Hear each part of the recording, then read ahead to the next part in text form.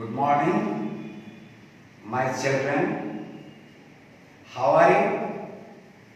I think that you will be safe at home. Student, today I am going to teach you the 4 fundamental operations related to our mathematics known as arithmetic. Actually, this topic belongs to arithmetic. The 4 operations, you are familiar about the 4 operations: plus, minus, multiply and divide. But let us play by taking plus, minus, divide and multiply. Student, we have to play with these numbers. Look here. I have written some of the questions here. 10 plus 8 divided 4 minus 2 multiply 6. Before it, I want to tell you what's the meaning of DMAS. Student, here D stands for divide, M stands for multiply, A stands for add, or you can say addition, and S stands for subtract. And now when you want to change divide, it becomes division. Divide is a verb and division is a noun. Similarly, multiplication, add, addition and subtraction. Clear? जिस word के अंत में TION हो, दुनिया का 199% word noun होता है. इस बात को समझना. तो जो मैंने भी बताया कि डिवीजन, एडिशन, सब्ट्रैक्शन और मल्टीप्लिकेशन ये सारे नाउन्स हैं, और यह जो मैंने लिखा डिवाइड, ऐड, सब्ट्रैक्ट, मल्टीप्लाई ये सारे वर्ब्स हैं. Okay, let us start. 10 plus 8 divided 4 minus 2 multiply 6. Okay. First of all, you have to operate the sign of division. D belongs to division. So, when you want to simplify 10 plus 8 divided 4 minus 2 multiply 6, you have to operate 8 divided 4. First of all, be alert about it. And the rest numbers should be written as usual. You have to write the rest numbers in their respective places without making any change. Have you understood? Look here. 10 plus 8 divided 4 is equal to 2. Okay? Student, minus 2 multiply 6. In the first operation, I have done only division, and the rest numbers have been written as usual in their respective place. उनका जो place है वहीं पर लिखेंगे, कहीं नहीं लिखेंगे. 10 का जो प्लेस है यही लिखेंगे. प्लस केवल 8 डिवाइडेड 4 के जगह पर हमने 2 लिख दिया. क्यों? क्योंकि 8 में 4 से डिवाइड करने पर 2 होता है. When you divide 8 by 4, you will get 2. So when you have written 2 instead of 8 divided 4. Instead of 8 divided 4 means in place of 8 divided 4, it will be removed. 8 divided 4 will be removed. There is no need to write it. Okay, students? Now, here it is written minus, again minus, 2 multiply, and 6. Have you understood? Now, what will be the next steps? After it, the second operation comes, that is multiply. It means multiplication. The process of multiplication should be done here after division. Now 10 plus, as usual I have written 2 also, minus also, and what is the result of 2 multiply 6? मेरे प्यारे बच्चों 2 multiply 6 का result क्या होगा? तुम समझ रहे हो? Right, that is 12. 12 हुआ. 10 plus 2 is equal to 12. After that, what will you do? After multiplication, you have what? You have addition. 10 plus 2, 12, minus 12. Have you added 10 and 2? You have got 12. And when you, after that, at last, you have to subtract. 12 minus 12, that is 0. It is very simple way to do such type of numbers in such a manner. If the numbers are arranged in this way, then you can do it. Now look here again. The next one, 30 minus 14 divided 7 multiplied by. Students, you are looking here that there is no sign of addition here. Only you have to do division, multiplication and subtraction. If there is no operation of addition, then it should be ignored. Okay, students, we have to jump. Now 30 minus 14 divided 7 multiply 5. The operation is of division. Yes, that is 14 divided 7. And what will be the 14 divided 7? 14 divided 7? 2. So write instead of 14 divided 7, 2, and write the other numbers as usual. Okay, students? Look here.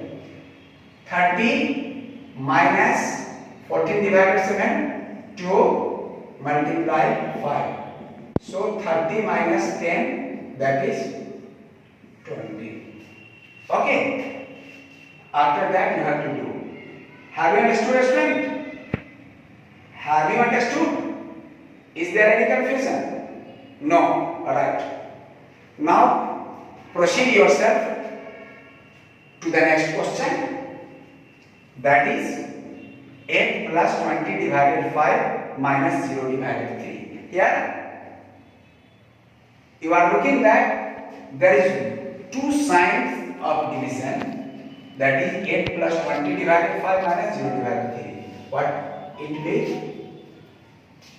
Now 8 plus 20 divided 5. 20 divided 5, 4. Minus 0 divided 3. Student, 0 divided 3. When you divide 0 by 3, you will get 0. Just I have told you, मैंने तुम्हें कितनी बार बताया कि 0 में किसी भी number से divide करो 0 ही होगा. तो आपको बताना चाहिए ना, कम से कम आप बताइएगा तो मेरा मनोबल ठीक रहेगा ना, मैं पढ़ा पाऊंगा सही ढंग से. तो आपको बताना चाहिए. 8 plus 4 हुआ स्टूडेंट, और 0 divided 3 हो गया 0. थोड़ा सा इधर ध्यान दीजिएगा मेरे प्यारे बच्चों. मैं सभी बच्चों को कह रहा हूँ ध्यान देने के लिए। तो बच्चे अगर ध्यान नहीं देंगे तो मुझे पढ़ाने में तो मजा आएगा नहीं, तो आपको ध्यान देना चाहिए। 8 + 4 होता है 12, 12 - 0 = 12। The result is student, the result is 12। Okay मेरे प्यारे बच्चों, मैं इतने दिनों से तुम्हें पढ़ा रहा हूँ, बता रहा हूँ, लेकिन कभी कोई प्रॉब्लम या कभी कोई क्वेश्चन लिख करके मैंने बोर्ड पर नहीं बताया है।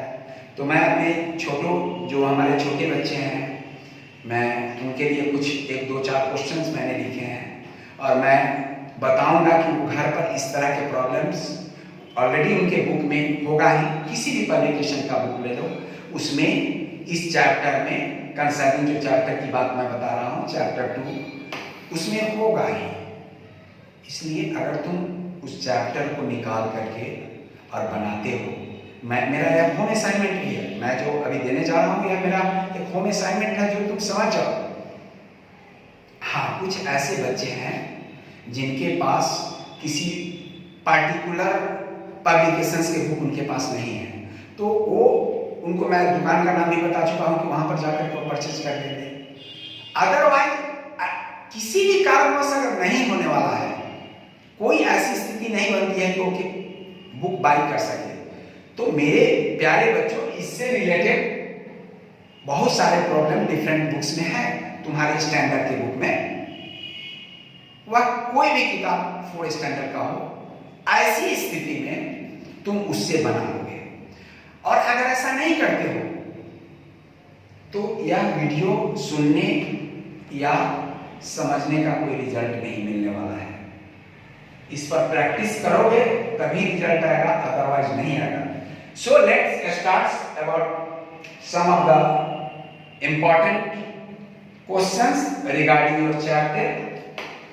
What should be added to 6480 to get 10583? Student, you are familiar कि 6480 में हम क्या ऐड करें कि 10583 आ जाए। मैं बच्चों को बताना चाहता हूं, पार्टिकुलरली जो 4, 5, 6 स्टैंडर्ड के बच्चे हैं, कि इस तरह के प्रॉब्लम में बच्चे क्लियरली लिख देंगे required number is equal to 10583 minus 6480। लेकिन मैं समझता हूं कि that is not good. Student, जो क्वेश्चन राइज किया है, जो क्वेश्चन लिखा है, उसका उद्देश्य है कि बच्चे अच्छी तरह से इस क्वेश्चन को समझे हैं कि नहीं, वो हमें कॉपी पर समझा दे। तो मैं आपको बताना चाहता हूं कि कौन ऐसी संख्या है जिसको 6480 में ऐड करे कि सम 10583 आ जाए। मैंने इस तरह के प्रॉब्लम को एक हायर सेक्शन में पढ़ाया था 6, 7 में। तो मैंने इस तरह के प्रॉब्लम के लिए उन बच्चों को जब मैं बताया था कि लिखो the sum of the two numbers is equal to 10583 and one of the numbers is equal to 6480, therefore another number is equal to 10583 minus 6480। तो उन सारे बच्चों ने एक क्वेश्चन राइज किया था कि सर इसमें तो ऐसा स्टेटमेंट नहीं है कि the sum of two numbers is equal to इतना, one of the numbers is equal to इतना, तो find the other। अगर ऐसा रहता तब ना इसके लिए यह स्टेटमेंट आप बताते, इसके लिए क्या हुआ स्टेटमेंट इंप्लीमेंट होगा। मैंने उनको समझाया, बहुत कोशिश किया कि इनके मस्तिष्क में यह जो भूत रटा रटाया है, इस भूत को मैं निकाल दूं। और मैं कामयाब हुआ, 100% मैं सफल हुआ। वो सारे बच्चे इस चीज को रियलाइज किए। मैं तुम्हें कहना चाहता हूं कि ऐसा क्वेश्चन है कि what should be added to 6480 to get 10583।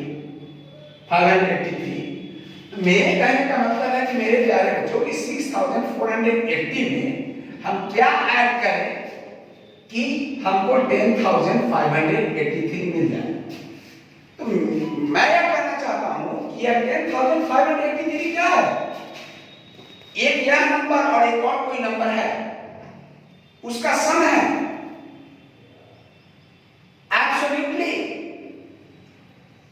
10,583 उसका सम ही है, तो हम क्यों नहीं लिखेंगे sum of two numbers is equal to 10,583, और क्यों नहीं लिखेंगे कि one of the numbers is equal to 6,480। Therefore, another number is equal to 10,583 minus 6,480। ये स्टेटमेंट तुम लिख सकते हो, बना सकते हो, कहीं कोई दिक्कत नहीं है, कहीं कोई परेशानी नहीं है। There will be no correction after writing this statement. It is my challenge. Okay, students? लेकिन नटसेल में समरी में अगर तुम लिखते हो कि what should be added to 6,480 to get 10,583, required number is equal to 10,583 minus 6,480 is equal to, जो minus करके आएगा उसको डिफरेंस जो आएगा उसको लिख देते हो। कोई तुम्हारे सॉल्यूशन को काटेगा नहीं, यह भी मैं तुम्हें बता रहा हूं।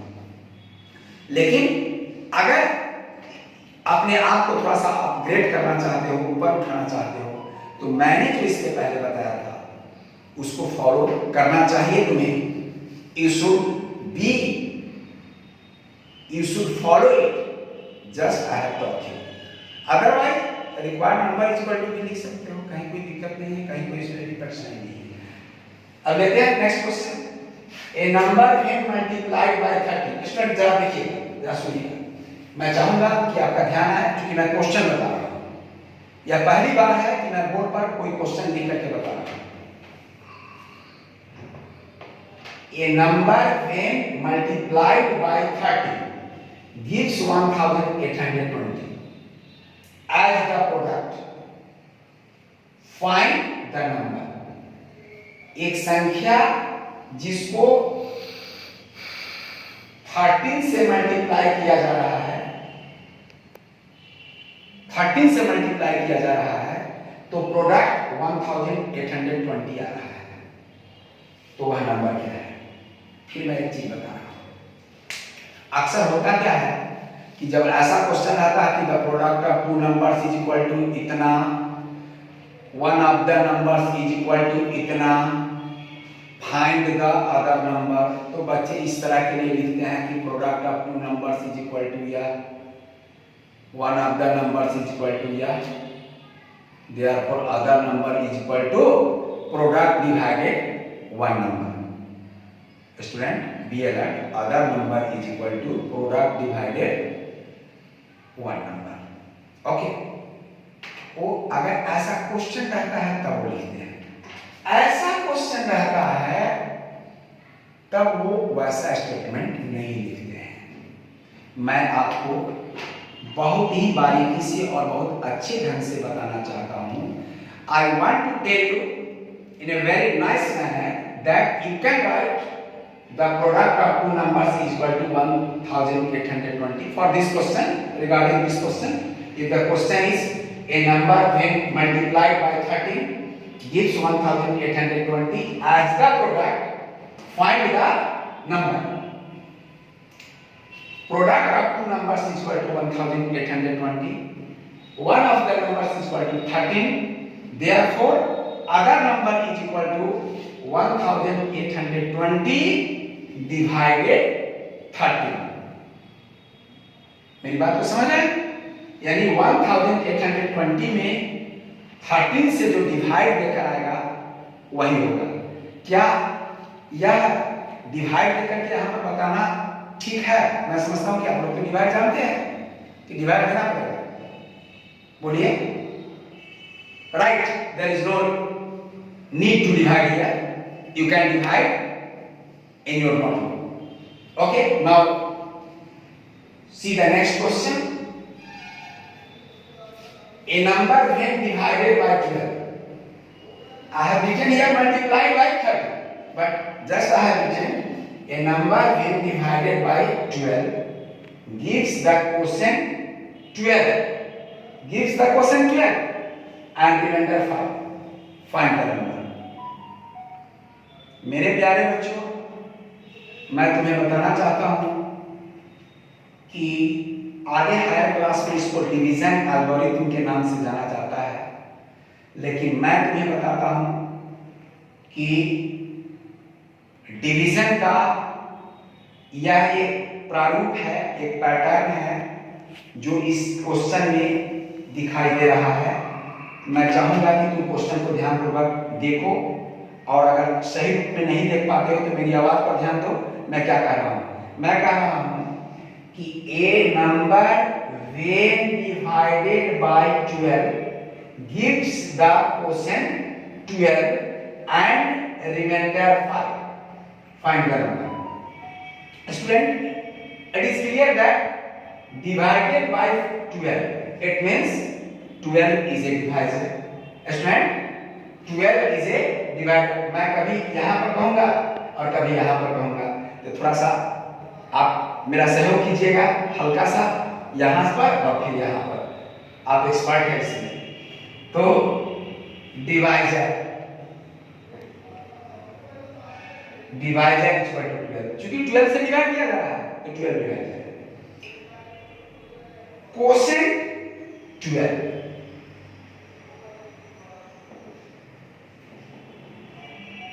and remainder 5.